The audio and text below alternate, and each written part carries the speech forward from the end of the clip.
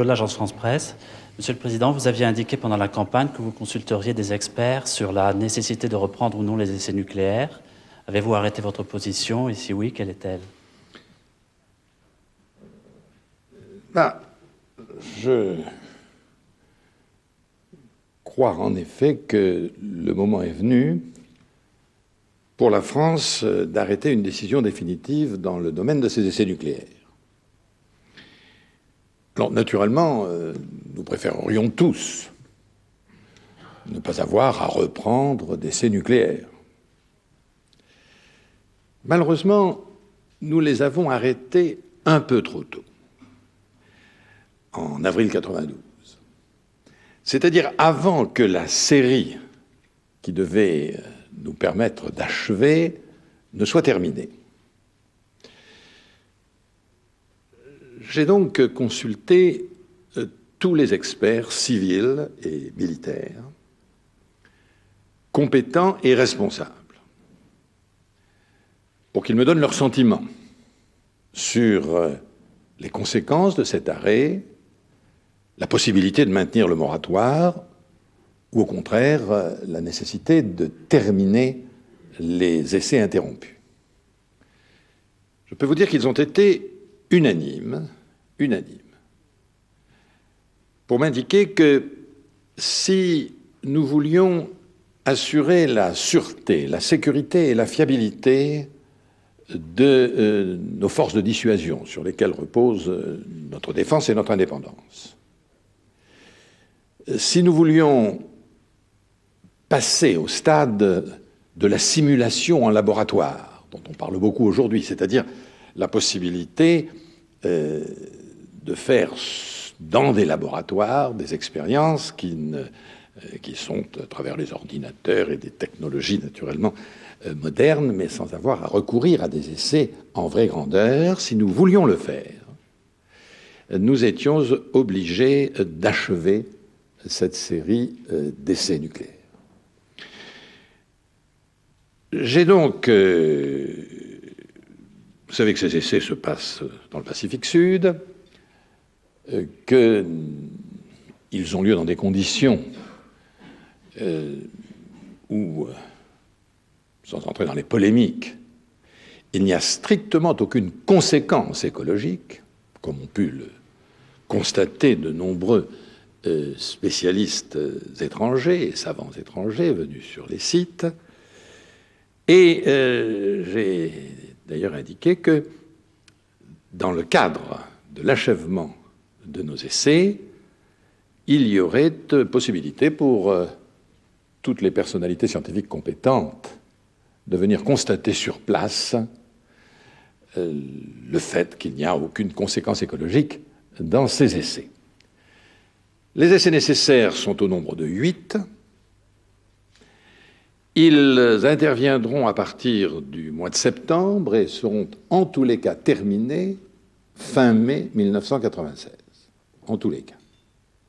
Peut-être avant. Mais en tous les cas, fin mai 1996. Alors, j'insiste sur ce point parce que, vous le savez, c'est à l'automne 1996 que va arriver à terme et à signature, si j'ose dire, le traité portant interdiction, le traité international portant interdiction de tout essai nucléaire. Et la France a bien l'intention de signer sans réserve ce traité en automne 1996 portant interdiction de tout essai nucléaire. Mais pour ce faire, il fallait naturellement qu'elle soit en situation d'assurer, je vous l'ai dit tout à l'heure, à la fois la sécurité et la sûreté et la fiabilité de sa force de dissuasion et qu'elle ait aussi la possibilité, comme l'ont d'autres pays, de passer à la simulation. J'ajoute que mon objectif est de permettre à la France d'avoir une sécurité renforcée pour un coût moindre. Et c'est possible. Je n'entrerai pas aujourd'hui dans le détail de ce point de vue, mais j'ai demandé également au gouvernement, dans cet esprit aussi, d'examiner les conditions de fermeture du site d'Albion. dont je ne suis pas certain qu'ils correspondent aujourd'hui à une nécessité.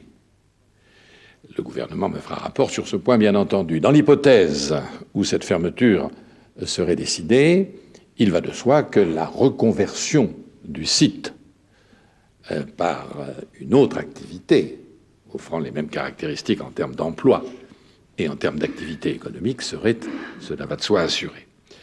Donc, après mûre réflexion, après une large consultation, j'ai pris la décision, parce que je la considérais nécessaire aux intérêts supérieurs de notre nation, d'autoriser la fin de cette campagne d'essai, et cette décision est naturellement irrévocable.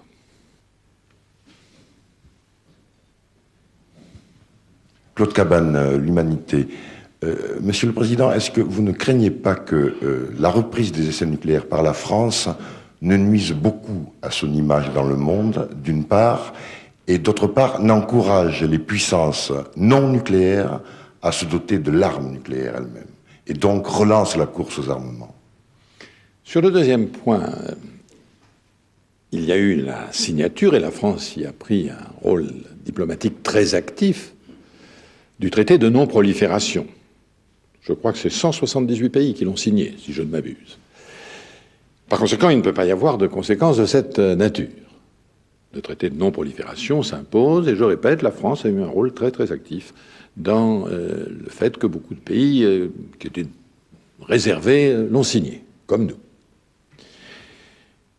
Des réactions dans certains pays ou dans certaines opinions publiques, je n'en doute pas. D'autant que ce sont des sujets complexes et qui souvent provoquent des réactions passionnelles. Je respecte les opinions de tous. Je ne polémique avec personne. J'ai pris le soin d'informer soigneusement toutes les personnalités en France et à l'étranger qui devaient l'être de ma décision, et je n'ai polémiqué avec personne. Je dis seulement que, et c'est ma responsabilité, je suis certain que cette décision est conforme à l'intérêt national, à l'indépendance nationale, et que par conséquent, je me devais de la prendre. Monsieur Bresson.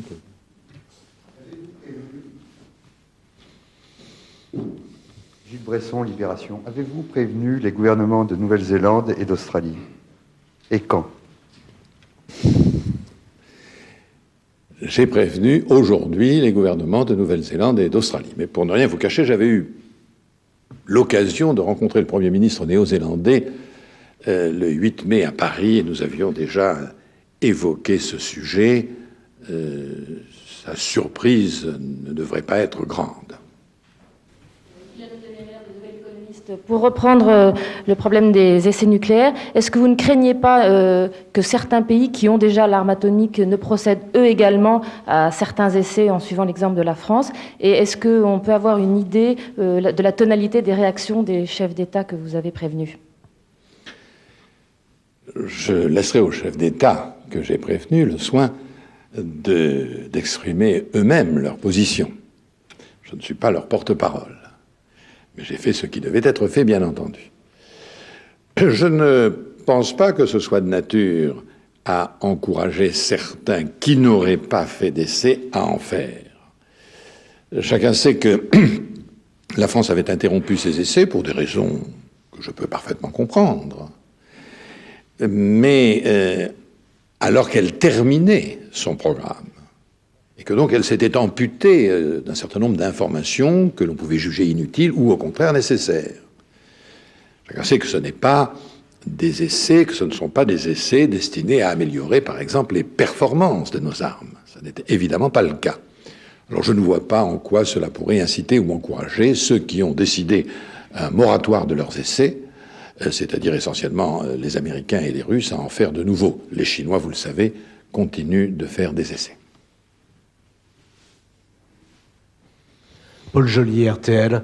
Quelle personnalité avez-vous prévenu en France? Avez-vous prévenu notamment des membres de l'opposition, des responsables de l'opposition? Ceux que j'ai pu joindre, oui.